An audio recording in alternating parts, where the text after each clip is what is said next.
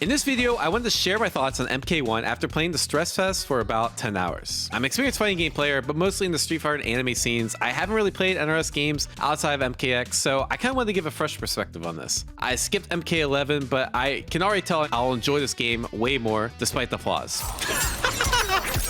Bro, that'll never get old. Let's cover what I like first. The first thing is I really like the assist system. Just in general, it feels really well thought out. Each assist I can tell has a purpose, right? So in this stress test, we only have Kano, Sonya, and Jax, but they kind of like each fill their own niche, right? Kano has a lot of different like neutral control tools, right? You have the full screen projectile. You also have the full screen Kano ball, where Sonya is like, feels like you have like a really good combo extender with her. And then Jax has like the unblockable ground pound, so there seems to be like mixed opportunities. I can just imagine like different cameos kind of fill different niches, and then there's a lot of cool like character / cameo combinations. I really want to see what that looks like fleshed out, because I think that's gonna be really cool. And it's kind of like its own spin on like variations from like MKX, where it's like you'll see two pro players play with like different assists, and I'll kind of like dictate their gameplay.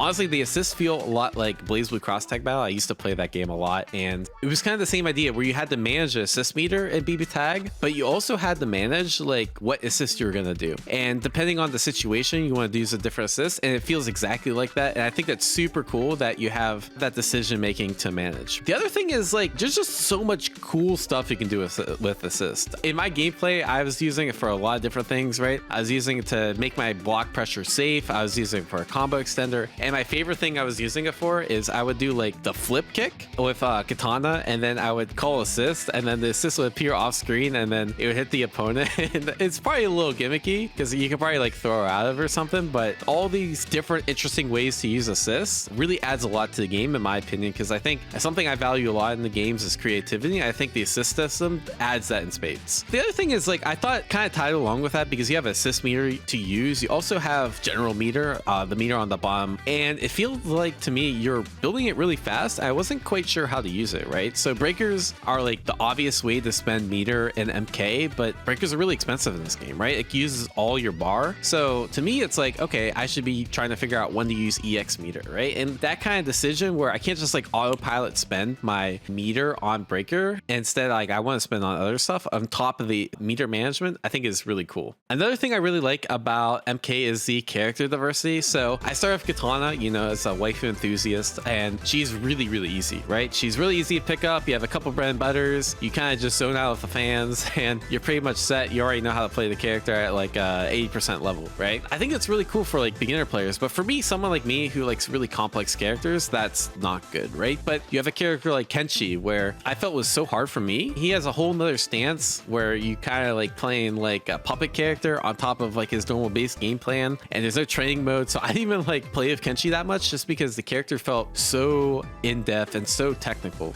Just between these four characters, you have that wide range of technicality, I think is a really good sign for the cast, because I really like games that offer beginner characters and offer really advanced characters like Mortal Kombat.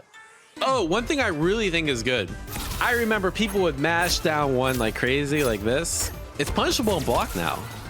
I think that's amazing. So to me, it's like, it always felt like there was like a inherent mix with down one, and it feels like that meta has changed a lot, and it's really obnoxious to deal with as more casual player. But now it feels like you block a down one, you punish with a down one, and it feels really good. The graphics in general, I think, just look really nice, right? They're much more colorful in general than the Mortal Kombat 11. Like everything doesn't look as washed out. It looks almost like more anime. The stages look sick. They're really detailed. They're really colorful. Too much good stuff to say about the graphics. Definitely went in a positive direction. Another thing about the stages, I'm so glad they took interactables. I hate interactables. To me, especially as like a kind of player that played like competitively, but like on the side, I always felt like interactables put me at a disadvantage, because I had to memorize where all the interactables were on stage, and like some of them were like complete BS. The fact that this game doesn't have interactables feels really nice. Online felt great. I mean, Mortal Kombat's like the pioneers of rollback in AAA netcode. Matchmaking is pretty quick. There's a couple disconnects, but it's a stress test. Like, who cares? GG's? Oh, I was about to cook. I would love to see an in-game ping counter. So like it actually took me like several hours to realize that I could see the ping before the match. Then when I get into the match, it'd be laggy, but I couldn't actually see the ping in match, which was just kind of weird. Yeah, that's kind of what I figured. Okay.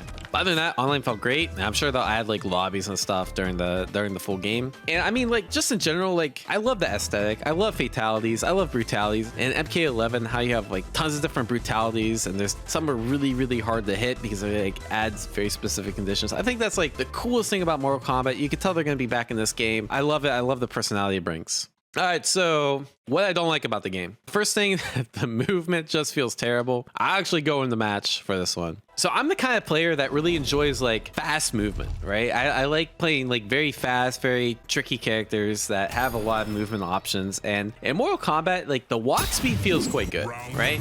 Like I can walk around pretty fast. This feels awesome. I really like this. Actually feels like my back's walk speed is almost the same as the front walk speed.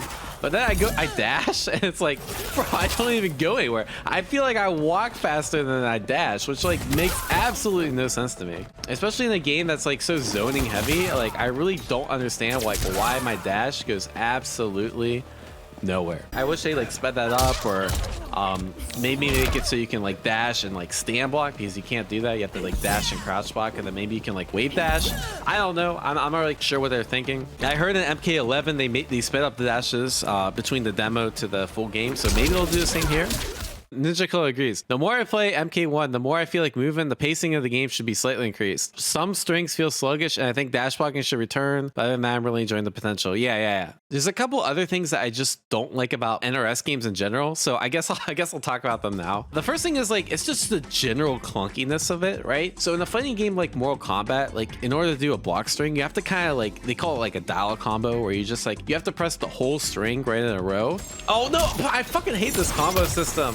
You have to like dial in everything so early. It's so unintuitive. I wish I could like just press it when like I'm actually gonna do the move, as opposed to like dial everything in really, really early. And so to me, it makes it feel like a slower game that way. And also like, I don't know if it's just me, maybe it's my inexperience with Mortal Kombat, but punishing things or like interrupting block strings or interrupting like staggers feels kind of hard. I don't know if there's just like, compared to like other games, I don't know if there's like a buffer where like you press a button on block and it comes out when it's intended to, but buttons feel like they're hard to come out of like block stun or punishes. And I wish that was like, just felt a little easier to do. The jumps feel weird. I will say one of my big pain points of Mortal Kombat is how hard it is to anti-air people, because like jump kicks will just anti-air, but there's this new mechanic in MK where you can like do this up guard thing.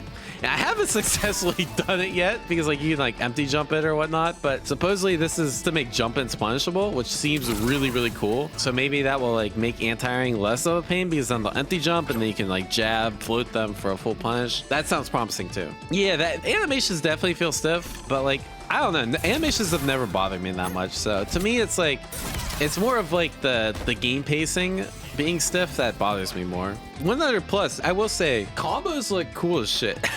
Let's just pull up a couple combos. Let's pull up a couple combos real quick.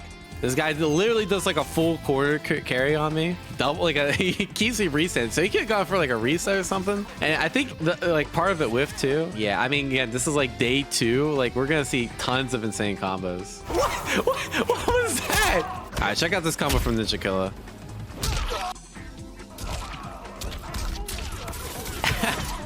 Bro, this is so cool. You get 2 assists in a combo? Nah. Nah, that's too sick, bro. That did like over 50% too. This is a supposed freestyle Kenshi combo, which Kenshi's so freaking cool, right? He has the stance where he goes into this, and then bruh. I can't even be mad. He didn't do, nah, he probably could have killed it too. Yeah, Sonic could have killed it. Sick as fuck. All right, quad kick, yes, Katana. So I actually thought Katana at first had like no sauce when I was playing her, but this thing looks absolutely sick. And again, we'll probably find more stuff. When the game launches, we're going to see way more optimal, way sicker combos. So anyways, YouTube, let me know what you guys think about Mortal Kombat 1 in the comments below. I'm not sure how serious I'll take this game. It's a lot of fun. It's enjoyable. Splitting my time between this, Guilty Gear, Street Fighter, Grand Blue Fantasy versus Rising might be tough, but I've seen like some really cool content made for Mortal Kombat 1. Like, you know, people trying to land like certain brutalities online, which I really want to emulate in my own style. So I'll probably make some stuff for that. So if you want to stick around for that, consider subscribing to the channel. Anyways, thank you guys so much for watching. Take care, y'all. Peace.